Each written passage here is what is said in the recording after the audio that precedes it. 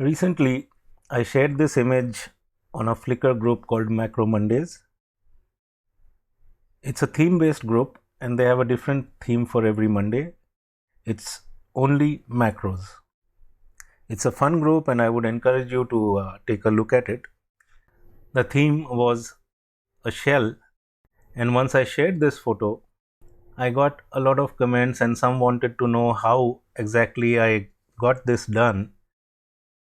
Some thought it was some exotic lighting or extensive post processing when it was neither of those. But before we get into how this was done, I'd like to share my workspace as to where I generally do my indoor macros. It's a small 12 by 12 space that I've cleared up on my desktop, and that is where I place these objects. I use a camera and a flash with a cord attached to the camera, and almost all my shots are handheld. Sometimes I might use a tripod for long exposures or stacking, but other than that, all my shots are handheld, and I almost always shoot in full manual mode, including the flash. Natural objects can surprise us in a lot of ways. The way the light interacts with the objects and the internals that they have can really turn up a lot of surprises at times, as also in this case. So I took about 50 odd shots of the shell with different angles of light and the camera, and after culling those, as we discussed in the earlier video, I was landed up with these 23 photos. So I decided to develop this particular one, and this was the final result. So how did we get there? Let's make a virtual copy and see the original. So we create a virtual copy, go into that and reset. So this was the original shot, and this is what we got finally. Okay, once we have this shot, I applied my preset in the develop mode. You can see the huge change in light and texture. And before I do anything else, I would also generally crop and rotate a bit depending on how I wanted to see it.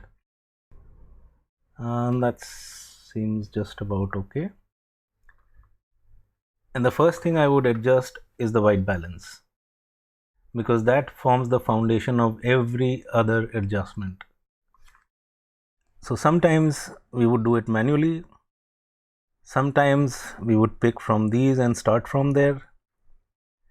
We can click on this picker or press W, the shortcut for that, and let's say we click here.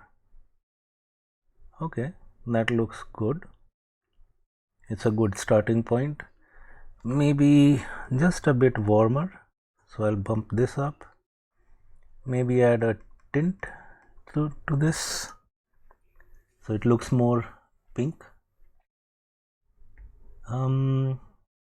Maybe remove the highlights. Let's pull out the shadows. Push up the white point so we have some pop in this. Make it darker, somewhere around there. As you can see, we are already getting to the final image just by these basic adjustments. We'll add some more detail using the clarity slider, and this also pops out. And this is actually dust on the desktop, which will now create the cosmos. Then we move to the HSL panel and experiment there. Let's say we increase the luminance for orange. Looks good. Yellow doesn't seem to do much. You can keep that, or maybe leave it there because it does brighten up these spots. Maybe pull down on the blue a bit so it looks darker. In the saturation, again we can experiment. Oh, nice, very nice. You can see the red lines come up here, gives a nice effect. Let's deepen the yellow Try the orange. No, the orange is a bit too much, so we'll just push it down. The blue, okay, this looks better, and we are more or less there. So this is more or less the final image, but as you can see we have more stars here, or rather more dust. So we just use the healing tool, the shortcut being Q.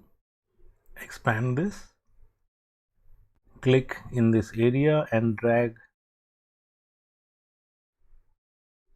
here for the source, and just merge it somewhere around here. So that's about it. That's how it was done. There was no special lighting, no special technique, no huge hours of post processing or Photoshop or any such thing, just simple Lightroom adjustments.